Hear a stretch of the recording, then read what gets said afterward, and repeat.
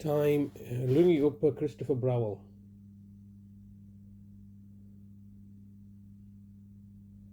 What's happening here?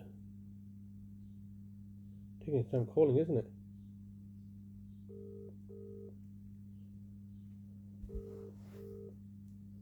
Oh, it's loud.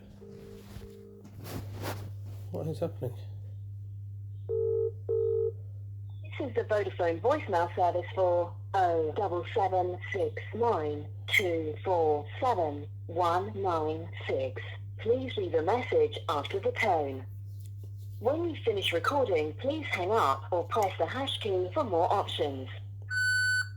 Yes, good morning, Mr. Browell. It's Mr. Hussain here, once again, leaving yourself another daily message like a broken record.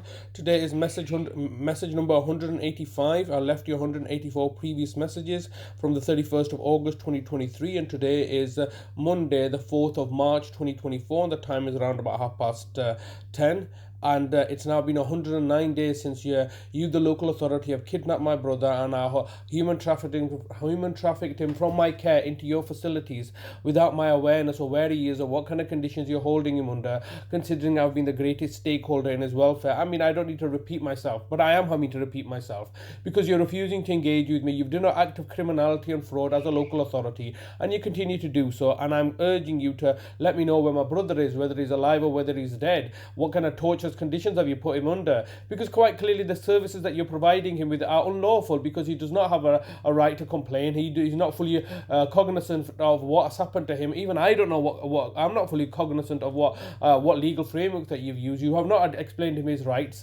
He's obviously right. He has a right to refuse, as I've explained to you many times before. You just simply don't want that. It's just simply single-mindedness and belligerency in achieving your objectives at all costs. And that all cost could be the cost of our lives. That all cost could be at the cost of the independence of the British institution of justice. There is no cost that you're not willing to pay in order to achieve your objectives of looking to torture and victimize us, all because you've been systemically failing in adult social care. I've reiterated this many times to yourself before. It's a lovely, gorgeous day outside today. I'm just conscious of the fact that I've created a flower garden for my brother in the garden for him to enjoy the sunshine and achieve much needed respite from the trauma that he suffered of his mother dying, or should I say his mother being murdered by yourself, and us being made homeless at the height of the pandemic. A vulnerable adult being made homeless at the height of the pandemic, which you did that, and now you look to cover everything up. And this is just clearly a cover-up operation by yourself, isn't it, as a local authority? You made me and my brother homeless at the height of the pandemic. You had a duty of care to my brother, which you were failing to do. You then, it's quite clear to me retrospectively what has happened here. You were hoping to block me from even seeing my brother at the time when on the 19th of February 2021, because you tried to ambush me. Luckily for my brother and myself, I managed to sneak him out of here to my sister's house, and luckily we did have a sister's house to go to because you bought off everybody else, and therefore you were prevented from abducting my brother then, because the reality was that you were going to abduct my brother into care as soon as you had taken my mother. But that all failed, didn't it? Subsequently, you ran to see my brother under the pretext, we're coming to give him some money, and that's always been the case, isn't it? Or Mr.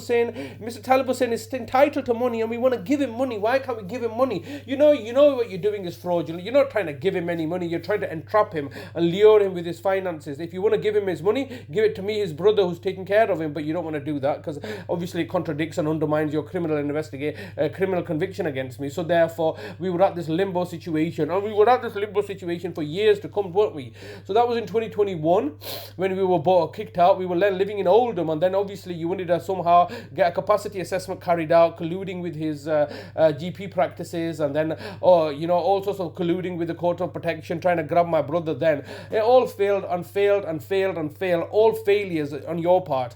And then subsequently now you've abducted my brother unlawfully in this manner, and at a cost of £1 million a day now, and you're refusing to engage with me, refusing to let me know where he is, and at the same time colluding and conspiring with the courts and tribunal services, the judges, the courts, the housing association, and the police to make me homeless once again. You can make me homeless, but it won't change the reality of the situation of your failures. I urge you to get in touch with me to let me know where my brother is.